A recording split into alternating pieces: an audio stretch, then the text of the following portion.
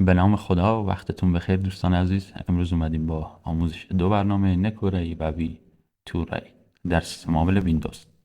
فایل تکست کانفیگ هم اینجا قرار دادیم برای ادامه آموزش. فایل فشرده نکوری رو از حالت فشرده خارج میکنیم، وارد پوشه نکوری میشیم.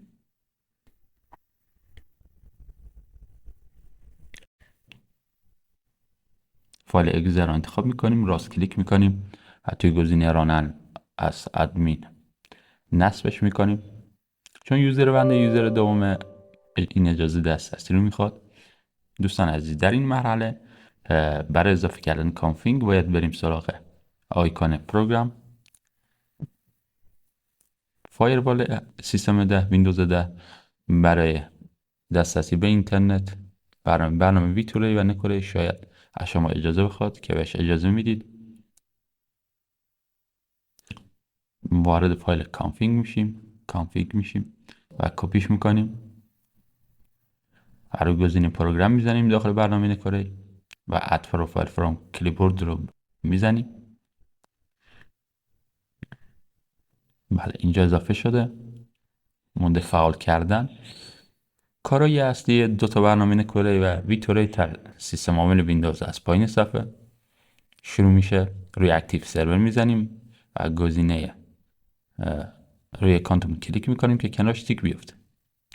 خب، به سیستم پروکسی میریم و انیبل سیستم پروکسی رو میزنیم. توی سیستم هایی که یوزر اصلی استفاده میکنید بدون مشکل فعال میشه، اما تو سیستم هایی که مثل من از یوزر دوم استفاده میکنید فقط گزینه انیبل وی پی رو میزنیم توی گزینه سیستم پروکسی. بله، الان خب دوستان، به مرورگر کروم میریم و وارد گوگل میشیم. دوباره سفر رو رفرش میکنیم با F5 میبینیم بله مرورگر کروم گوگل رو بدون مشکل میاره. وارد یوتیوب میشیم. بله، این مشخصه که وی پی نکوری ما بدون مشکل باز میکنه و بالا میاره.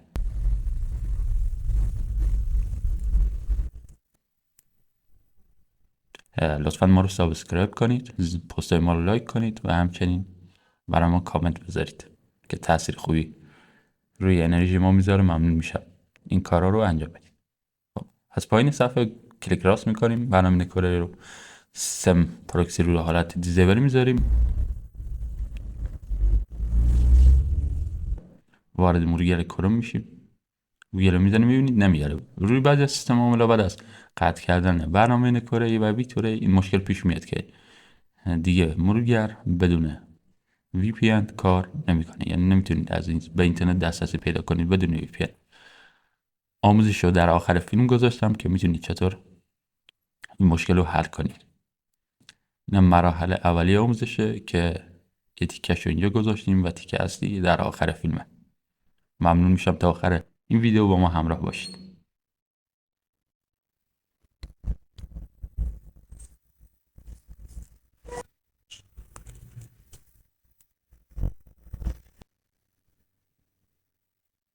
خارج میشیم از مرورگر کروم.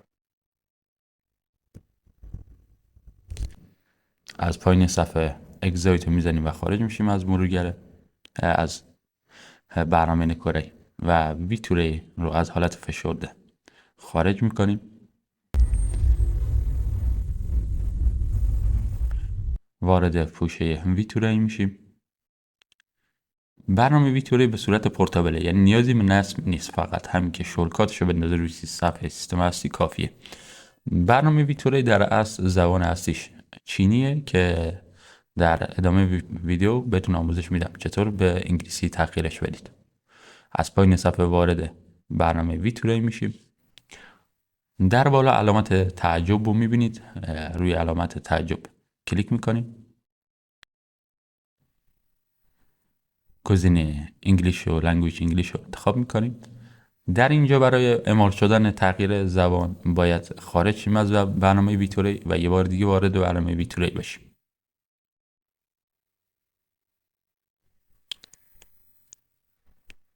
وارد پوشه میشیم، دوباره وارد برنامه ویتوری میشیم. برنامه ویتوره از پایین صفحه باز میکنیم، وارد فایل تکست میشیم و کانفیگ خودمون رو کپی میکنیم. در اینجا در برنامه ویتوره آیکون سرور رو میزنیم و import bulk url from clipboard رو یا همون گزینه کنترل وی رو میتونیم بزنیم بعد از کپی کردن کانفیگ و کانفیگمون اونجا اضافه خواهد شد.